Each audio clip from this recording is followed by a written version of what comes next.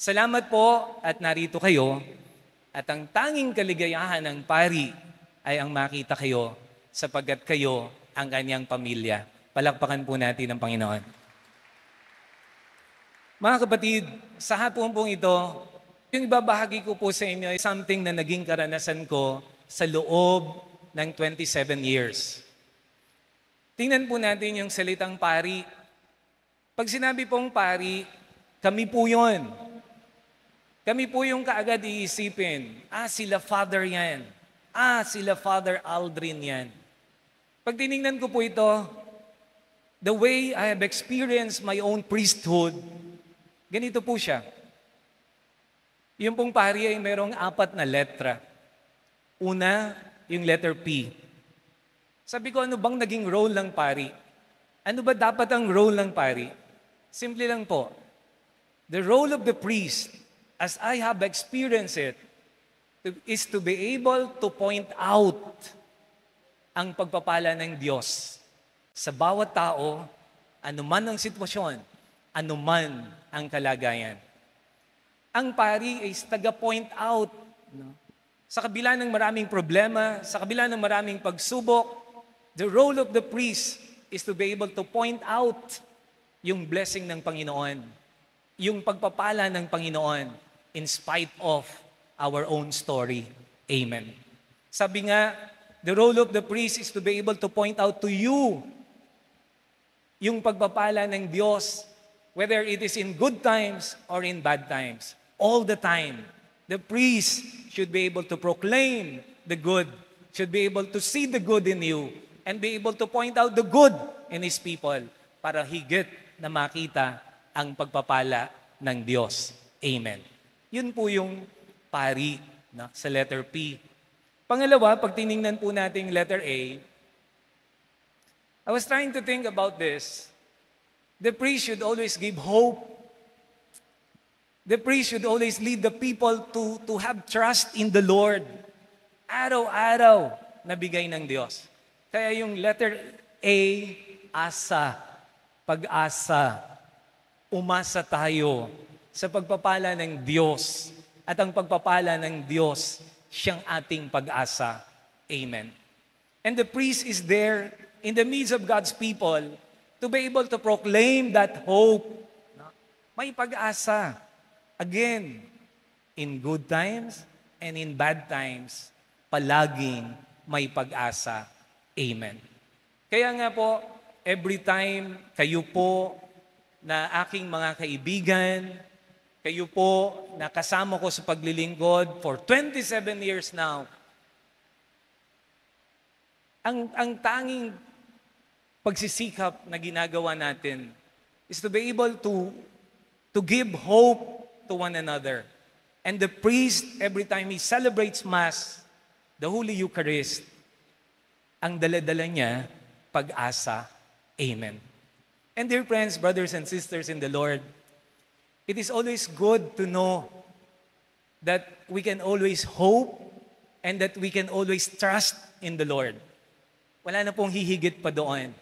Ang magtiwala ka sa Diyos, ang umasa ka sa Diyos dahil pwede pagkatiwalaan ang pagpapala ng Diyos.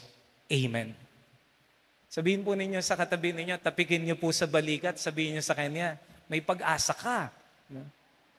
May pag-asa tayo, and that's for all of us. At tungkulin ng pari na sabihin sa kanyang pamayanan, sa sambayanan ng Diyos, na palaging may pag-asa. Amen. Palakpakan po natin ang Panginoon. Yung letter R ay regalo. The priest is a gift to his people. Ang pari ay regalo ng Diyos sa kanyang sambayanan. Pero hindi po yung pagiging regalo ng pari, subalit ang tinitingnan ay yung pinanggalingan ng regalo dahil doon sa pari. And the very source of the regalo ay walang iba kundi ang Diyos. Amen. Kaya nga, the priest is God's gift to His people. At ang binibigyang diin doon is not the priest, but the source of the gift And the very source of the gift is God Himself. Dahil sa isang regalo na i-lead kayo ni Father sa Panginoon. Amen. Not to Himself. No? Ang mga pari po should not build fans club. No? Ang mga pari po should help people, should lead people to God, who is the very source of the gift that we have. Amen. Kaya nga po, salamat kasi yung pagdiriwang po ng pagkapari sa araw na ito ay hindi lamang po sa akin. Hindi lamang po sa aming mga pari na nagdiriwang ng pagkapari. Subalit, ang pagdiriwang po na ito is the celebration of the priesthood. And when we say it's the celebration of the priesthood, it is the celebration of God's community. Amen. Pagdiriwang ng sambayanan ng Diyos. Amen. Ang pari ay regalo ng Diyos at ang kanyang sambayanan ay regalo din ng Diyos. Amen. Palakpakan po natin ang Panginoon. Kasi lalabas, we are all gifts to one another. And if we would only remember that, napakasarap isipin, you are a gift as I am a gift to you. Amen. Panguli mga minamahal na kapatid, yung letter I, pari. Yung letter I, parang kabaligtaran po ito. Yung letter I ay iyo. Para sa iyo, Panginoon. And that's the life of the priest. The life of the priest is not for us, kundi para sa iyo, Panginoon. And that's our wish. Kami pong lahat, yun po yung wish namin. That everything we do, lahat ng aming ginagawa, lahat ng aming paglilingkod, para sa iyo, Panginoon. Amen. Mga kapatid, kabaligtaran po, di po ba? Yung letter I, ako, akin, sarili ko. No, it is not. Kabaligtaran, sa iyo, para sa iyo, Panginoon.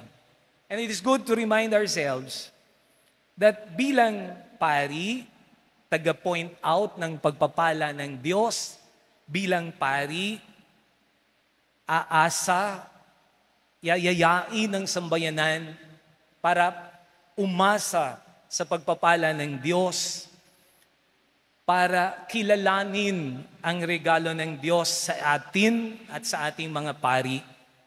At lahat ng ito ay gagawin para sa iyo, Panginoon. Amen.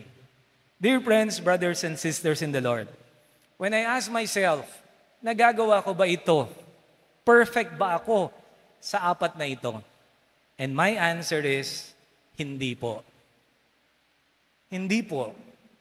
Hindi po ako perfect, taga-point out ng pagpapala ng Diyos. Hindi po ako perfect na tagapagbigay ng pag-asa. Hindi po ako perfect na regalo ng Diyos. At hindi rin po ako perfect when I say the words, para sa iyo, Panginoon. Mga kapatid, nabaligtad po ang lahat. In my 27 years as a priest, no? Baligtad po. Sabi ko kanina, ang pari, ang taga-point out. Baligtad. In my ministry as a priest, bakit po nabaligtad? Nabaligtad po kasi my experience with you, my journey with you, nabaligtad. Kayo ang nag-point out sa akin ng pagpapala ng Diyos. You were the ones who pointed out to me and continue to point out ang pagpapala ng Diyos. Mga kapatid, kayo po yun. Kayo pala ang taga-point out ng pagpapala ng Diyos sa pari ng Diyos. Amen. Pangalawa, baligtad. Kasi as a priest lives in his community, alam nyo, mas mahirap po sa amin. Pag umalis yung pari ninyo, papalitan. Sabi nyo, ang hirap namang mag-adjust kay Father. Madali lang po, nag-iisa lang yun eh. Mas mahirap mag-adjust sa inyo kasi marami kayo. Di ba? Pero baligtad ho ang nangyari. Kayo ang nagbigay ng pag-asa kay Father. Parang in spite of the many challenges, because of my experiences with God's people, parang you led me into hoping and to put everything, to entrust everything sa kabutihan ng Diyos. And that is why, tuloy-tuloy yung aking pagsusumikap. Amen. Kayo ang nagbigay ng pag-asa sa aming mga pari. Amen. Regalo, of course, kayo po ang regalo ng Diyos sa amin. Kung wala ang sambayanan, walang pari. Kailangan magkasama ang pari at ang sambayanan para makita natin ang pagpapari ng mga pari at ang pagiging laiko ng mga laiko upang maitaas natin ang sambayanan ng Diyos sapagkat ang bawat isa ay pagpapala ng Diyos. Amen. At panghuli po, baligtad talaga kasi kayo ang naging tagapagpaalala na ang lahat ng dapat na aking ginagawa ay para sa iyo, Panginoon. Amen. And dear friends, brothers and sisters in the Lord, hindi ho katakataka ito kasi pari po kami, pero kayo din po ay mga pari. Nung kayo po ay bininyagan, tinanggap ninyo ang pagkapari ni Kristo. That is why, kaya pala, yung salitang pari na ito at yung mga kahulugan sa bawat letra na ito is not only for me, but for all of us. Sapagkat kayo mga pari din, according and by virtue of your baptism, may kinalaman kayo palagi sa gawang pangkabanalan. May kinalaman kayo palagi sa pag-realize ng pagiging mabuti ng isang tao patungo sa kabanalan. Katulad din ng mga pari natin. Amen. Kaya mga minamahal na kapatid, 27 years of being a priest, gusto ko pong mangako sa inyo. At ang pangako ko po, pagbubutihin ko pa bilang isang pari. Pero mangako din po kayo na pagbubutihin nyo din bilang mga pari din. Amen. In this way, as we try our best serving the Lord, we may not be perfect, but most probably not perfect, but pag pinagbuti po nating lahat, we may be closer and closer to perfection. Amen. Mga kapatid, pagbubutihin po naming mga pari, subalit kayo din po, pagbutihin ninyo bilang mga pari din, bilang mga laiko. Amen. Purihin at pasalamatan natin ng Diyos. Ang pagpapari ay biyaya ng Diyos sa kanyang sambayanan. Palakpakan po natin ang Panginoon.